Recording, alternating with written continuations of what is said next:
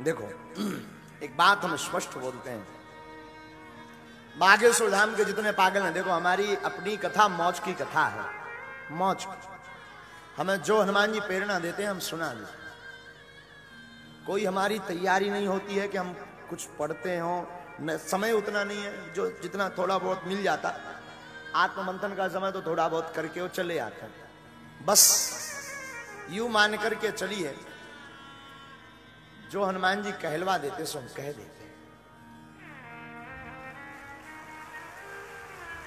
और जितने भी बागेश्वर धाम के श्रोता हैं वो पूरी बात जरूर सुना करें, अधूरी बात में तुम फिसल जाओगे हमारी, क्योंकि हम कभी कुछ कहेंगे कभी कुछ कहेंगे, ये पक्का है।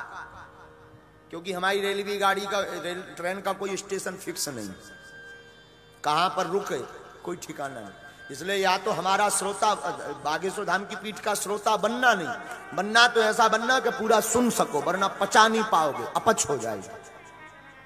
हाँ, बहुत लोग हमसे पूछते हैं महाराज जी आप स्पर्श क्यों नहीं कराते, प्रणाम क्यों नहीं कराते, छुबाते क्यों नहीं अपने आप को? उसके पीछे कोई कारण नहीं है, उसके पीछे दो कारण है। एक तो हमारी गुरुजी की साधना है, उसमें हम मुग्दर लिए रहते हैं, तो मुग्दर के कारण छुआछूत से हम बचते हैं। बहुत से लोग मदिरा पान करके आ जाते हैं, बहुत से लोग गंदा भोजन खाकर आ जाते हैं, बहुत से लोग लहसुन प्याज खा करके आ जाते हैं, तो ना प्रणाम करवाना, और हम सब में राम जी के दर्शन करते हैं तो फिर राम जी से प्रणाम कैसे करवाएं? हमारा मतलब ये नहीं है कि हम बहुत वो हैं, हम जब चौपाई बोलते हैं सिया राममय सब जग जानी करऊ प्रणाम जोर जुग पानी, हम स्वयं आपको प्रणाम करवा रहे हैं, फिर क्या आपसे खाक करवाएं? लोगों को लगता है कि महाराज जी छुआछूत फैला रहे हैं, हम तो साधुओं उस पीठ से उठे हैं, उस पीठ के सेवादार हैं, जहां ना राजा है, जहां ना कोई प्रजा है, जहां ना कोई छोटा है ना कोई बड़ा है, उस पीठ से हम आए हैं। साधुओं, जिन राम की हम कथा सुना रहे हैं वो राम भी सबरी के घर जाकर के बेर खाते हैं, हम तो उनके दास हैं। और पूर्व काल में भी जातियां थी, परंतु जातिवाद नहीं था, इसलिए हम पूरी बात बोलेंगे आप सबको कि हमारी कथा सुनने के लिए सबसे पहले एक बात गांठ बांध लें, पूरी बात सुनाकर अधूरा ज्ञान आपको घाटा दे जाएगा। हमारा मत दरबार का ये नहीं है कि महाराज जी का ये नहीं है कि महाराज जी छुआ छुआ, नहीं नहीं नहीं, हम किसी को जिस पे मौज होती है हम गले लगा देते, किसी को गले लगा लेते, हाथ पकड़ लेते हैं, हमारा कोई ऐसा भाव नहीं। हमारा भाव ये रहता कि सब में राम जी है, जब सब में राम जी है तो इन राम से क्या प्रणाम करवाना साहब। और एक बात, बागेश्वर धाम का दरबार 2 दिन का लगता है, 2-3 दिन, तो बाकी हम बहुत से ऐसे श्रोता हैं बागेश्वर धाम के पागल के पूरी कथा सुनने के लिए प्रदेशों से, महाराष्ट्र, गुजरात, दिल्ली से दौड़े चले आते हैं साहब, दौड़े चले आते हैं। सच कहे हम बहुत भाग्यशाली हैं कि हम अपना कुछ परोस पाते हैं, और ऐसे अनेक पागल हैं यहाँ पर, बहुत से बच्चे ऐसे यहाँ बैठे हैं जो 4-4, 6-6, 8-8, 10-10 कथाएं सुन चुके, पूरी जहां होती वहीं पहुंच जाते हैं वो पागल, वही पहुंच जाते हैं। लगभग 2000 भक्त ऐसे परमानेंट फिक्स हैं बागेश्वर धाम की व्यासपीठ के कि भारत में कहीं पर भी कथा हो वो जरूर जाएंगे, कहीं पर भी कथा हो, भले ही 5 दिन के लिए जाए, कोई 2 दिन के लिए, काम छोड़ करके। हमें कभी लगने लगता ये हमसे बड़े वाले पागल हैं, और होना भी चाहिए। हम तो बागेश्वर धाम के प्रत्येक पागलों से कहेंगे, पागलों जब भी तुम्हें समय मिला करे, जब भी तुम्हारा मन मिला करे, आ जाया करो मेरे द्वार, ये दर खुला है, खुला ही रहेगा। जब भी तुम्हें लगे मिल ना पाए कोई दिक्कत नहीं, आकर के तुम बैठ भर जाया करो, हम मिले ना मिले दिल तो तुम्हारा राम से मिल ही लेगा,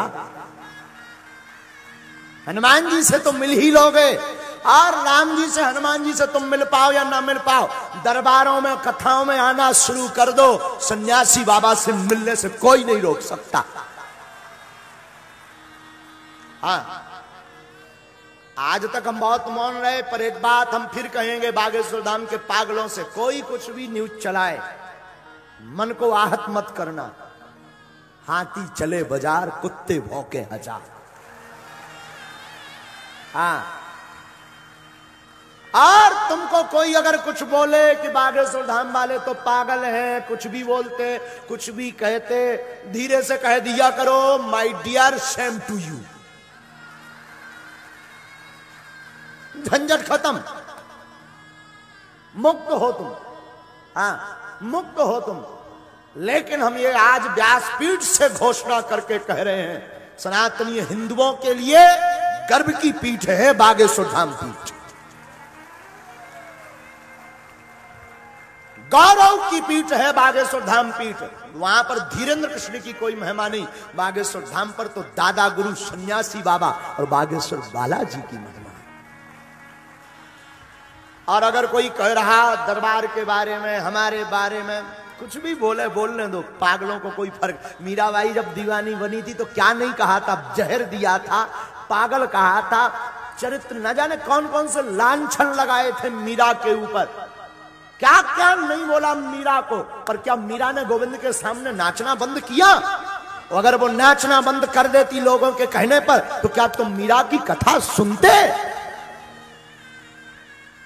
मीरा को तब माना जब उसने संसार की बेड़ियों को तोड़ दिया और कृष्ण से मिलने पहुंच गई।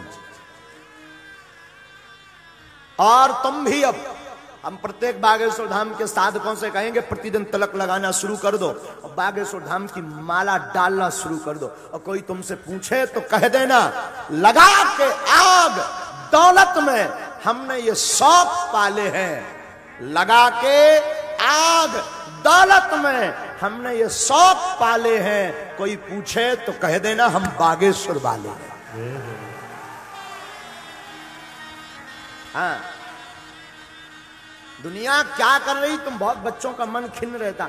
आज भी हमारे पास 2-3 चिट्ठियां भेजी बच्चों ने, महाराज जी ऐसा ऐसा न्यूज का काम है साहब, कुछ तो बोलेंगे लोग। जब तक हम जिंदा हैं हमारी निंदा है, निंदा करने दो ना, उनको भी अपना मानो। हम तो उनको कहते हैं वो हमारे सगे रिश्तेदार है, तब तो वो हमें शिक्षा दे रहे हैं। कोई अगर बोले तो तुम अपना मन खिन्न मत किया करो, कोई दिक्कत नहीं, कोई कुछ बोले मुस्कुराया करो। लेकिन जिसने हमें जाना नहीं वो बोलेगा, जो पहचान जाता वो बोलता नहीं, वो तो सिर्फ मुस्कुराता। क्योंकि हम साधारण हैं, कोई महापुरुष नहीं, भगवान तो हम है ही नहीं, साधारण एक दास है।